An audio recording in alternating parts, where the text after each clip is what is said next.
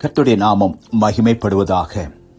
இந்த நாளிலும் சங்கீதங்களின் புத்தகம் 37 அதிகாரம் 34 வாசிப்போம். சங்கீதம் 37:34.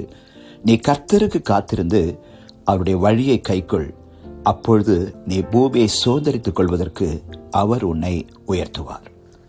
நீ கர்த்தருக்கு காத்திருந்து அவருடைய வழியை கைக்கொள், அப்பொழுது நீ பூமியை சுதந்தரித்துக் கொள்வதற்கு அவர் உன்னை உயர்த்துவார். கர்த்தருக்கு நாம் காத்திருக்கும் பொழுது, அவருடைய வழிகளை நாம் கை கொள்ளும் பொழுது, இந்த பூமியை சுதந்திரித்துக் கொள்வதற்கு அவர் நம்மை உயர்த்துகிறவராக இருக்கிறார்.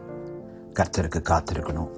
ஒவ்வொரு நாளும் காலை நேரங்களில், மத்தியான நேரங்களில், சாயங்கால நேரங்களில், இரவு நேரங்களில், நள்ளிரவு நேரங்களில், எந்த சூழ்நிலையிலும் அவருடைய சமூகத்தில் காத்திருக்கிற ஒரு அனுபவம், அவரோடு தனித்திருக்கிற அனுபவம், அவரோடு தனிமையிலிருந்து அவருடைய முகத்தை பார்க்கிற, அவருடைய முகத்தை நோக்கி பார்க்கிற, அவருடைய முகத்தை நோக்கி பார்த்து அவரை துதித்து கொண்டு, அவரை மகிமைப்படுத்தி கொண்டு, அவரை உயர்த்துகிற ஒரு அனுபவம் நமக்குள்ளே காணப்பட வேண்டும்.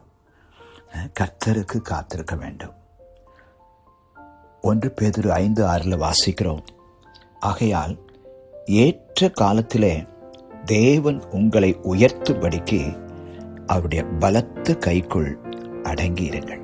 1 பேதுரு 5:6.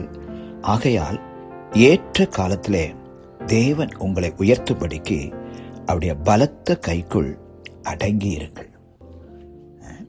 நிச்சயமாகவே கர்த்தர் உயர்த்துவார்.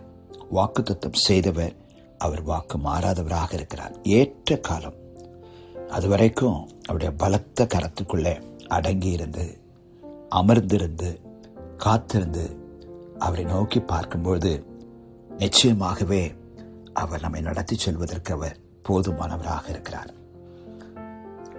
யோபு சொல்றாரு, தேவரீர் நீர் செய்ய நினைத்தது தடைப்படாது. யோபு 42:2 வாசிக்கிறோம்.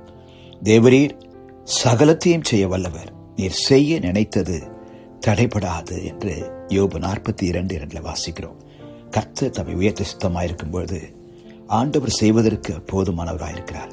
அதை தடை செய்ய ஒருவராலும் முடியாது. எனவே அவருடைய பலத்த கரத்தில் அடங்கியிருப்போம்.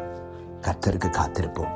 குறிப்பாய் அதிகாலையில் ஆண்டவர் சமூகத்தை தேடுவதற்கு, ஒவ்வொரு நாளும் காலையில் அவருடைய முகத்தை தேடுவதற்கு, எப்பொழுதும் நம்முடைய உதடுகளிலே அவரை துதிக்கிற துதியோடு, ஸ்தோத்திரத்தோடு மகிமைப்படுத்தி அவரோடு சஞ்சரிக்க, அவரோடு நடக்க, அவரையே நோக்கி பார்க்க நம்மை அர்ப்பணிப்போம். நிச்சயமாய் அவர் நம்மை நடத்துவார். நீ கர்த்தருக்கு காத்திருந்து அவருடைய வழியை கைக்கொள்.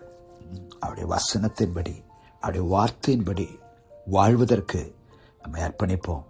கர்த்தர் வாக்குத்தத்தம் செய்தவர், நிச்சயமாய் உயர்த்துவார். அப்பொழுது நீ பூமியை சுதந்திரித்துக் கொள்வதற்கு அவர் உன்னை உயர்த்துவார். கர்த்தர் தாமே இந்த வசனங்களை ஆசீர்வதிப்பாராக. ஆமென்.